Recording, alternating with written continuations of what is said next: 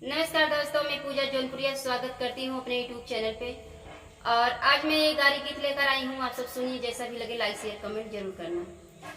अरे तू तन जन वेद पुराण का साले पंडित भया, अरे तू तन जन वेद पुराण का साले पंडित भया। बनही बन तुता गैया चराया, बनही बन तुता गैया चराया। अरे की हाया हिरवा के काम का साले पंडित भया, अरे की हिरवा के काम का साले पंडित भया।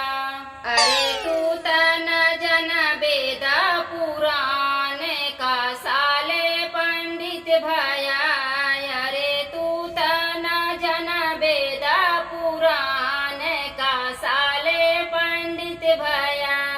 बनही बन तुता छेड़िया चराया, बनही बन तुता छेड़िया चराया। की गड़रिया के काम का साले पंडित भया, अरे की गड़रिया के काम का साले पंडित भया। अरे तू तन जन वेद पुराण का साले पंडित भया, अरे तू तन जन वेद पुराण का साले पंडित भया।